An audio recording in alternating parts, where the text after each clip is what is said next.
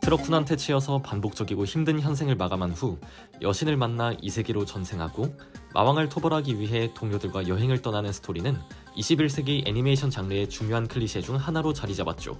하지만 2016년 겨울 이 클리셰를 제대로 비꼬면서 시작된 어떤 애니가 있었습니다. 주인공이 트럭이 아닌 느린 트랙터 앞에서 굳이 구할 필요도 없는 여학생을 구하려다 무려 오줌까지 지린 상태로 쇼크사를 당한 엽기적인 장면을 보고서 저는 기대가 넘쳐나는 상태였습니다. 저의 예상이 완벽하게 빗나가는 것에서 오는 특별하고 신선한 행복이었죠. 하지만 그 당시 저는 코노스바의 양배추가 날아다니는 세계관이나 오타쿠와 태금 여신의 만담이 왜 그리 웃기고 재밌는지 정확히 짚을 수 없었습니다. 그저 웃긴 게 웃긴 거였죠. 그래서 오늘은 코미디 특집입니다.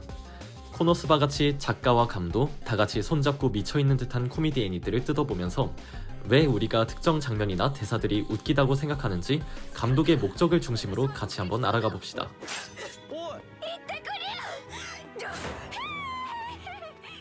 1번. 프레임을 잘 쓰자.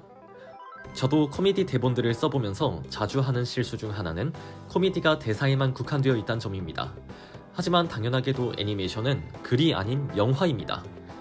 현대 코미디 영화계 최고의 감독인 에드거 라이트는 항상 이렇게 말하곤 합니다. It could be a verbal joke, it could be a visual joke, it could be a joke in the audio, it could be a joke in the editing. You're not limited to words on a page. 그렇게 애니메이션이라는 장르에 메리트가 있으려면 시각적으로 웃겨야 합니다. 그리고 제가 느끼는 시각적 코미디의 가장 중요한 점은 평범할 수 있는 장면들을 창의적으로 연출하여 특별하게 그리고 웃기게 보여주는 것입니다. 그리고 코노스바가 특별히 잘하는 연출은 프레임 안으로 인물이나 사물이 나가고 들어오는 것만으로도 웃음을 자아낸다는 점입니다. 프레임 안과 밖에 일어나고 있는 일들을 관객에게 재미있게 연결시켜주는 점입니다. 마틴 스콜세이지가 얘기했듯이 영화는 프레임 안과 밖에 대한 문제이기 때문이죠. 이런 게 가장 잘 나타나는 부분은 코노스바의 2화입니다. 2화에서 카즈마와 아쿠아 그리고 메구밍은 자이언트 토드를 사냥하러 떠납니다. 하지만 자신들이 생각한 만큼 자이언트 토드를 잡는 게 쉽지 않아 난항을 겪습니다. 이런 카즈마와 아쿠아의 꼴사나운 모습을 보여주기 위해 코노스바의 감독은 프레임을 중심으로 캐릭터들이 난잡하게 들어갔다 나오게 합니다. 이 장면에서 카즈마가 개구리를 피해가는 것을 트래킹 샷으로 보여줍니다. 카메라가 피사체를 따라 움직이는 촬영법이죠. 보통의 감독이었다면 현장감을 살리기 위해 트래킹 샷을 계속 보여줬을 것입니다. 하지만 코노스바는 아쿠아가 있는 언덕 위에서 고정샷으로 전환을 합니다. 개구리와 카즈마가 프레임 안으로 들어오고 나가는 것을 쭉 보여주죠. 이런 샷은 현장감이 줄어들긴 하지만 카즈마와 개구리의 우스꽝스러운 모습을 전체적으로 볼 수 있고 무엇보다 아쿠아가 카즈마의 고통을 하나도 신경 쓰지 않고 있다는 웃긴 상황을 부각시켜줍니다. 그 다음 컷에 아쿠아의 기고만장한 모습에 개구리의 그림자가 갑자기 프레임 인해서 관객들이 예측 못한 타이밍에 갑작스레 분위기를 바꾸는 장면, 그리고 그 아쿠아를 구해주러 온 카즈마를 우스꽝스럽게 2D 모양으로 프레임 인하게 해서 둘이 오합지졸이라는 걸 강조시키는 장면, 모두 프레임 밖에 있는 인물을 프레임에 들어오게 함으로써 보여주고 싶은 펀치라인을 성공적으로 강조시켜준 모습입니다. 나중에 6화에서 메구밍이 강물과 함께 미끌려 들어오는 장면이 메구밍의 탈진 상태를 보여주면서 웃음을 자아내는 것 또한 같은 맥락입니다. 포켓몬에서 로켓단이 날아가는 모습이 인상 깊은 이유와 같습니다. 프레임 안과 밖을 창의성 있게 이어주어서죠. 사실 이런 연출을 가장 잘하는 곳은 트리거, 특히 이마에시 히로유키 감독의 작품들이죠. 그리고 이마에시 감독의 연출의 모든 것을 보여준 작품이 킬라킬입니다. 이런 장면,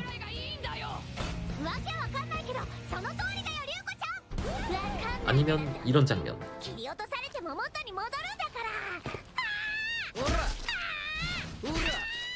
또 아니면 이런 장면.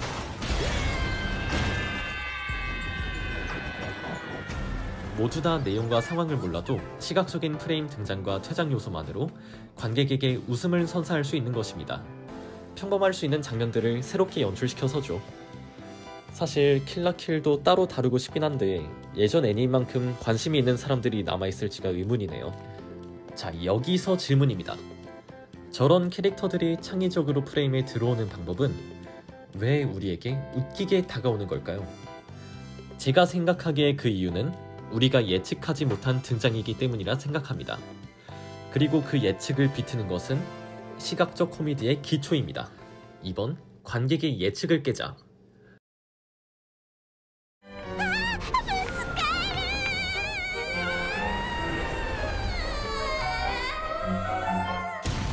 이 장면은 왜 웃길까요? 원래 개그란 설명할수록 재미가 없어지기 마련이지만 이 펀치라인의 포인트는 귀여운 여자아이가 충돌하면서 저런 어이없는 폭발이 일어났다는 점이죠. 예상치 못한 상황을 만들어 관객의 웃음을 유도하는 것입니다. 반전, 그리고 이 반전을 위한 빌드업이 코미디 연출의 중심이라고 볼 수 있습니다. 조던 필은 겟아웃이라는 아카데미 수상작으로 엄청난 인기를 얻은 영화 감독입니다. 하지만 그는 공포영화 감독이 되기 전에 미국에서 가장 인정받는 코미디언이기도 했습니다. 호러와 코미디라는 두 장르에서 탑을 찍은 엄청난 사람이죠. 그래서 그런지 조던 필은 호러와 코미디의 공통점에 대해 자주 얘기를 합니다. Pattern, pattern, pattern, and then we break the pattern, and there is a visceral reaction when we break that pattern. So to me, I just think it's very connected. 둘 다 관객에게 패턴을 성립시키기 위해 빌드업을 주고 그 패턴을 깨부숴 버린다는 거죠. 처음에 보여준 일상의 장면은 사실 사전 빌드업이 훨씬 길었습니다. 병맛스러운 펀치라인들을 위해 일상의 대본과 연출 모두 애니의 제목과 같이 아침 메뉴를 정하는 일상 같은 잔잔함을 담으려고 합니다. 이 장면의 연출을 뜯어보면 처음 컷들은 이스타블리싱 샷으로 시작을 합니다. 관객은 나노와 하카세가 사는 연구소의 이름을 표지판에서, 그리고 집의 형태를 버즈 아이 뷰로 한 번에 볼 수 있습니다. 일본적이면서 수수한 분위기를 각인시켜줍니다. 흩날리는 벚꽃잎들은 덤으로 자연스러운 분위기를 부각시켜주죠. 이어지는 컷들도 비슷한데요. 샷 리버스 샷 구조도 간단하게 진행되고 샷 사이즈 또한 바스트 샷 위주로 캐릭터들의 표정, 복장, 그리고 행동을 위주로 풀어나갑니다. 특히 하카세의 인형을 안고 하품하는 표정, 반찬 투정을 하며 삐진 모습, 그리고 고양이 가족을 걱정하는 나노, 모두 캐릭터들의 귀염을 극대화시킬 수 있게 연출합니다. 심지어 나노가 부딪히기 전 상황도 하찮아 보이게끔 연출이 되어 있습니다. 팔도 엉뚱하게 휘젓고 있고 부딪힐 거라는 목소리도 맥이 빠지고, 풀샷에서 보면 나노는 생각보다 느리게 가고 있고 클로즈업된 표정 때문에 기울어진 더치앵글에서도 불안감보다 콩 하고 넘어질 느낌이 더 들게 만듭니다. 화면을 꽉 채우는 이런 폭발이 웃길 수밖에 없는 최적의 상황을 만들어낸 것입니다. 이 장면과 반대 상황은 코노스바 2화에서 나옵니다. 신의 힘을 보여준다는 아쿠아의 갓블로를 웅장한 색감과 주먹을 중점에 두는 연출로 강조시켰음에도 불구하고 자이언트 토드에게는 아무런 효과가 없는 반전은 웃음을 자아내죠. 사라진 음악과 아쿠아의 표정 또한 앞장면과 대비되는 당황스러운 분위기가 더욱더 이 장면을 웃기게 만들어줍니다. 사실 코노스바의 컨셉만 봐도 이런 반전을 사용했다고 볼 수 있습니다. 근본적으로 코노스바는 생각보다 판타지 세계는 쉽게 풀리지 않는다는 걸 보여주니까요. 초반에 말했던 트럭 클리셰 비틀기나 평소 멋있는 애니 캐릭터들과는 다른 어딘가 나사 빠진 4인방의 모험은 근본적으로 장르 안에서 다른 작품들이 정립시킨 패턴들을 파괴시켜서 재밌다고 볼 수 있죠. 애초에 양배추가 날아다니고 마법을 제일 잘 쓰는 사람들이 전부 중2병인 설정을 어디서 찾을 수 있을까요? 이런 판타지 세계의 어려움을 반전으로 잘 보여주는 장면은 1화의 후반부에서 나옵니다. 코노스바의 첫 화는 생각보다 암울한 상태로 시작이 됩니다. 카즈마는 좋은 능력 하나 없이 이 세계로 오게 됐고 끌려온 아쿠아도 여신임에도 불구하고 돈을 위해 후배 여신 에리스의 신자한테 구걸을 합니다. 자신들이 어디서 뭘 어떻게 해야 하는지 아예 모르는 미아인 상태로 말이죠. 하지만 곧 아쿠아의 엄청난 스테이터스를 확인하고 나서 모험에 대한 기대가 생깁니다. 우리의 여정은 이제 시작된 거야! 라는 말과 함께 웅장한 음악이 나오고 주변 모험가들에 둘러싸여 아쿠아에 대한 존경심을 보여줍니다. 연출 자체도 하이앵글로 카즈마가 위를 보는 시선을 강조하여 희망적인 느낌을 주죠. 이제부터 이런 역경을 이겨내는 판타지가 시작된다는 기분이 들게 합니다. 하지만 그 다음 장면은 예고한 여정이 아닌 거의 2분이나 되는 노가다 매드무비를 보여줍니다. 그냥 힘들다라고 얘기하는 대신 몽타주로 길게 시간의 흐름을 보여주면서 펀치라인을 만들어냅니다. 어이가 없을 정도로 반복되고 긴 장면을 보여주면서 확실히 암시한 분위기와 다른 생활을 보여줍니다. 저희가 예상한 생활과는 정반대이죠. 특히 이 몽타주의 엄청난 빌드업과 반복성은 코노스바의 예측을 비트는 코미디를 어이없고 황당하기만 한 펀치라인이 아닌 진정성 있게 웃긴 장면으로 바꿔줍니다. 여기서 세 번째 포인트로 넘어갑니다.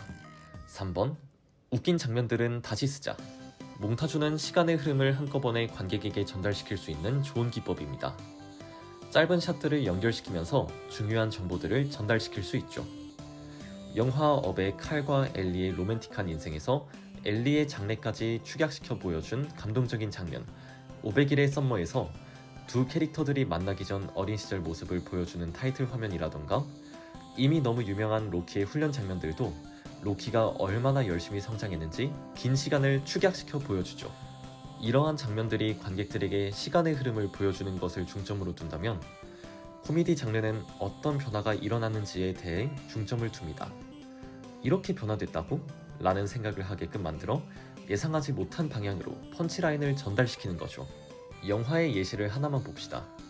에드거 라이트 감독의 새벽의 황당한 저주에서 두 캐릭터들이 앞으로의 계획을 구상하는 장면입니다.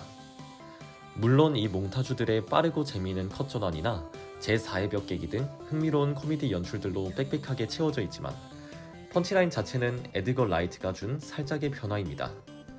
같은 계획을 똑같이 보여주되 끝에 차를 마시면서 끝나는 대신 맥주를 마시는 계획으로 결정된 점이죠. 이와 비슷하게 코노스바의 몽타주 또한 변화가 중요합니다. 처음에는 모험을 하고 싶었던 카즈마와 아쿠아가 벽을 수리하면서 조금씩 노가다를 하는 인생을 즐기게 된다는 점이죠. 컷이 전환되면 될수록 표정이 조금씩 행복하게 바뀌고 일도 더 능숙해지고 동료들이 프레임을 채우고 심지어 술을 마셔 토하는 모습까지 긴 시간이 지나면서 이런 인생에 완벽하게 적응하는 모습을 짧은 몽타주로 보여줍니다. 같은 구도를 반복하되 구성과 표정을 조금씩 바꿔 웃음을 자아냅니다. 이것이 바로 뇌절이 예술이 되는 연출이죠. 사실 반복성은 코노스바 코미디 연출의 가장 중요한 요소라고 할 수 있습니다. 익스플로전이 가장 대표적인 예죠. 메구밍이 거의 매화 폭렬 마법을 날리는데도 강한 바람, 2번 보여주는 폭발, 클로즈업 되는 눈, 그리고 웅장한 음악 같은 연출이 매번 나온다는 점은 볼 때마다 웃길 수밖에 없습니다. 코노스바의 반복적인 펀치라인들이 대단한 이유는 그 펀치라인들로 스토리와 세계관을 만들어간다는 점입니다. 카즈마가 미츠루기의 검을 스틸로 팔아서 미츠루기가 두라안과의 싸움에 참전을 못했다는 점이라든지 3화에 잡은 날아다니는 양배추가 가끔씩 주인공들의 식탁에서 나타나는 점이라든지 2화에서 메구밍이 자신을 파티에서 제외시키려는 카즈마를 협박하기 위해 한 말들과 3화에서 에리스의 팬티를 스틸하는 장면이 다크니스 영입에 영향을 줬다는 점들 말입니다. 애초에 이 멋진 세계의 포교물은 애니 자체가 메구밍의 중2병 캐릭터에서 나오는 개그를 미친듯이 확장시켜서 나온 것이고요. 코노스바는 진행되면 진행될수록 연출적인 그리고 개그 포인트인 모티브를 계속 만들어낸다는 말입니다. 천재적인 스토리 진행법이죠. 하지만 반복적이기만 하면 언젠간 질리기 마련이죠. 이런 반복적인 모티브들이 볼 때마다 재밌는 이유는 따로 있습니다. 그럼 여기서 코노스바의 마지막 연출법입니다. 4번, 행동을 과장시키자. 코노스바의 캐릭터들은 굉장히 역동적입니다. 제가 단단한 분석에서도 얘기했지만 역동성을 주는 방법 중 하나는 캐릭터들을 항상 움직이게 하는 것입니다. 그리고 코노스바의 움직임은 다소 과격하죠. 많은 사람들이 코노스바의 한 장면만 보고 작붕이 많은 애니로 착각하기도 했을 만큼요. 1화의 이 장면을 대표적인 예시로 한번 봐봅시다. 여기서는 카즈마가 아쿠아를 선택해서 이 세계로 데려와 엄청난 충격을 받은 아쿠아의 모습입니다. 바로 눈에 띄는 것은 아쿠아의 표정입니다. 눈물, 콧물, 땀, 정말 볼썽사납네요. 이런 역동적인 표정 자체도 웃기다만 연출적으로 이 장면에는 저 충격적인 표정을 서포트해주기 위한 장치들이 많이 들어가 있습니다. 프레임을 꽉 채우는 샷 사이즈, 카즈마의 시점에서 보는 부담스러울 정도로 가까운 하이앵글, 흔들림과 함께 들어갔다 나오는 것을 빠르게 반복하는 카메라, 그리고 그 모습이 한심하다는 듯 심할 정도로 초라하게 흔들리는 다음 컷까지 모두 아쿠아의 패급적인 모습을 부각시켜주는 방법이죠. 1화뿐만 아니라 이런 장면, 그리고 이런 장면 모두 작붕이 아니라 표정을 극히 과장시켜서 코믹적 요소로 쓴 것이죠. 그저 애니메이션의 스쿼시 앤 스트레치, 운동감을 과장하여 납작해지는 표현을 재밌게 그리고 효과적으로 쓴 장면들일 뿐입니다. 하지만 이런 과장 표현이 아니어도 코노스바는 화면 하나하나에 임팩트를 주는 영화적 연출도 잘 쓰는 애니입니다. 기본적으로 간단한 앵글만으로 캐릭터들의 표정과 행동을 과장시켜서 코믹적인 장면을 만드는 것을 굉장히 잘하죠. 3화에서 카즈마가 에리스의 팬티를 스틸한 것에 충격받은 다크니스와 6화에서 두량한의 머리를 스틸하고 나쁜 생각이 든 카즈마입니다. 공통점이 보이나요? 맞습니다. 둘 다 로우 앵글에서 음흉한 표정들을 보여주고 있죠. 로우 앵글은 보통 캐릭터의 힘과 앞으로 올 큰일들을 암시하는 데 사용하죠. 이 장면 같은 경우에는 다크니스가 얼마나 변태적인 행보를 보일지 암시하고 있고, 이 장면은 카즈마가 현재 위치한 무력적 우위와 머릿속으로 상상하고 있을 음흉한 생각을 부각시켜주죠. 웃긴 상황들을 간단한 연출로 더욱더 기대하게 만든 것입니다. 이번에는 코미디 연출법에 대해 알아봤는데요. 사실 이것들 말고도 코미디 연출 방법은 넘쳐납니다. 코노스바 안에서도 줌이나 패닝 같은 기본적인 촬영 기법을 새롭게 보여준다든지, 펀치라인이 날아오는 타이밍과 호흡 조절이라든지, 음악과 정적의 조달이라든지, 감독이 신경 써야 하는 부분은 엄청납니다. 코미디는 조금만 안 맞아도 관객에게 웃기지 않는 썰렁한 장면이 되기 마련이거든요. 그러니까 다음에 코미디 애니를 볼 때 대사에만 만족하지 말고 애니메이션에서 받을 수 있는 모든 것을 느껴보세요.